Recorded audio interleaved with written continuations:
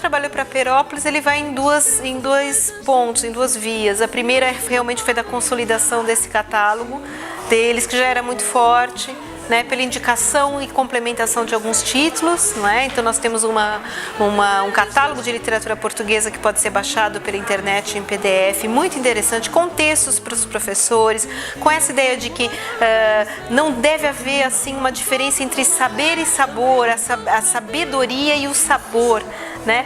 Dentro desse catálogo, a obra do Letria é muito representativa. Nós temos um catálogo de 28 títulos de literatura portuguesa e 6 são do José Jorge Letria. Então isso tem uma representatividade muito grande.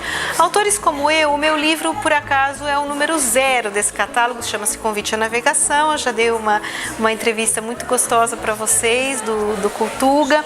E é um livro de base, é um livro em forma de conversa mesmo. Ele tenta ser profundo, mas ao mesmo tempo não ser chato, né? E ele vai da história mesmo, da formação do território, língua e literatura até Camões, mapeando um pouco esse território e conversando sobre a vida das pessoas que lá viviam e sobre a história da vida da literatura, que é um pouco a história da vida da gente, que temos nos nossos documentos, a literatura também tem. E depois, quando a parte documental está resolvida, às vezes a gente começa a dar voos, e aí a vida pode ter mais poesia e mais histórias.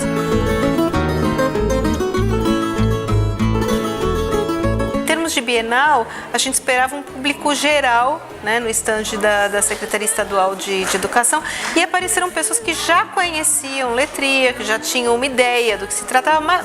Majoritariamente apareceram professores, pesquisadores, e ele conseguiu fazer uma conversa muito intensa.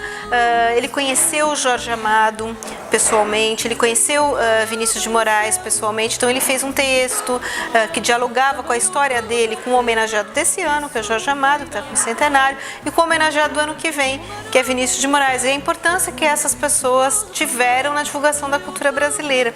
E curiosamente, as pessoas tinham muita expectativa por isso, receberam muito bem, e além disso ele fez um histórico das participações anteriores, porque os laços dele com o Brasil são antigos. No entanto, ele não vinha ao país desde 1988, não é? Desde a última Bienal. Então ele queria ver o que tinha mudado para ele em relação à expectativa de Bienal, à expectativa de público. Foi muito interessante. Também eu corro para ti, isso nunca irá mudar.